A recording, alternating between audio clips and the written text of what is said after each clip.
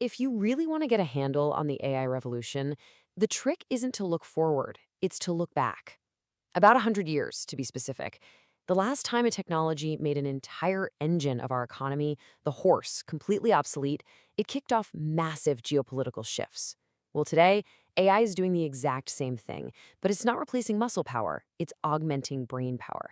For any leader out there, understanding this parallel isn't just some interesting history lesson. It's basically a playbook for what's coming at us right now. Okay, so think about it this way. The Industrial Revolution, that was all about replacing muscle, right? The power of the horse. But what's happening today? Oh, it's so much bigger. We're talking about replacing, or at least augmenting, our cognitive power, our brain power. That is a whole different ballgame. So the big question is, what can this 100-year-old shift really teach us as leaders today? Well, it turns out a lot. It gives us a surprisingly clear roadmap.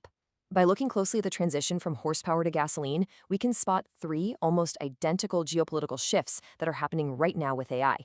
And these are shifts that every single leader needs to understand and, more importantly, act on. All right, let's dive right into the first one. And honestly, this might be the most fundamental shift of all. The very definition of a strategic resource is changing, like right under our feet. I mean, just think about it. For centuries, the entire global economy literally ran on horsepower. Horses were the engine for everything. Transport, farming, cities, you name it. And you had these huge industries, blacksmiths, carriage makers, all built around this one critical asset, animal muscle. And then, boom, the automobile shows up. And in just a few decades, the world's most critical strategic resource completely flips.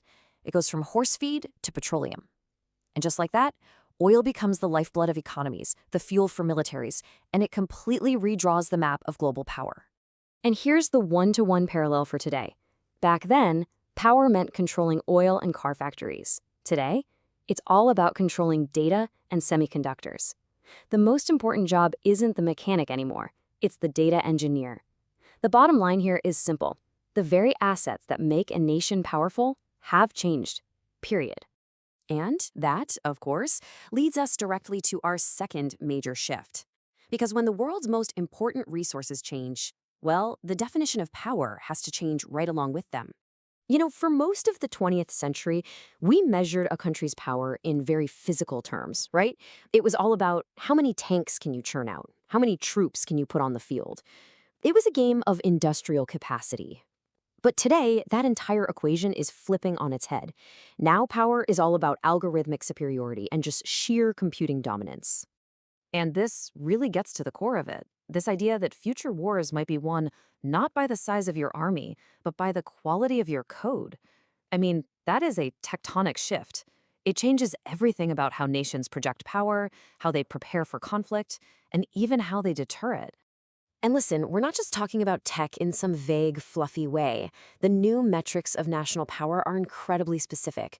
We're talking about a country's AI research muscle, its fleet of autonomous drones, its ability to use data to predict what happens on the battlefield, and its power to automate cyber warfare. These are the new scorecards for being a superpower. Okay, and all of this, the new resources, the new definitions of power, it brings us to our third and final shift, how the entire map of global alliances and infrastructure is being completely redrawn. If you look at a map of the 20th century, it was basically drawn by the flow of oil. Nations made alliances to get their hands on pipelines, they built navies to protect shipping lanes, and these tiny little slivers of water, like the Strait of Hormuz, suddenly became massively important. The whole geopolitical game was shaped by this physical stuff. But today, a totally new map is being drawn. Power isn't flowing through pipelines and highways anymore. It's zipping through fiber optic networks. The new fortresses aren't giant factories. They're giant data centers and those super specialized fabs that make the chips that power, well, everything in AI. So, the great game today? It isn't about controlling oil fields. It's about controlling semiconductor fabs. The alliances, the trade deals, the conflicts we're seeing, they are increasingly being driven by one thing: the race to control the supply of advanced chips and the flow of data. Okay, so what does this all boil down to? These three massive shifts in resources, in power, and in alliances, they add up to a monumental challenge for any leader sitting in a boardroom or an office of state today. All right, let's just quickly run through the core argument one more time. First, we've gone from an economy built on oil to one built on data. Second, we've stopped measuring national power in tanks and started measuring it in algorithms. And third, the critical infrastructure of geopolitics has been remapped, from physical pipelines to digital fiber networks. And the lesson from the age of the horse couldn't be clearer. The big winners of the last century, they were the leaders who saw this shift coming and bet big on the new infrastructure. The highways, the factories, the oil supply chains. The losers? They were the ones who just kept trying to build a better horse. And that is the exact same choice leaders are facing right now. Look, this transformation isn't some far-off thing. It's already here. The ground is shifting under our feet as we speak. So the real question for every leader isn't if AI is going to remake the world. The real question is, are you building the modern version of a highway system, or are you just trying to breed faster horses?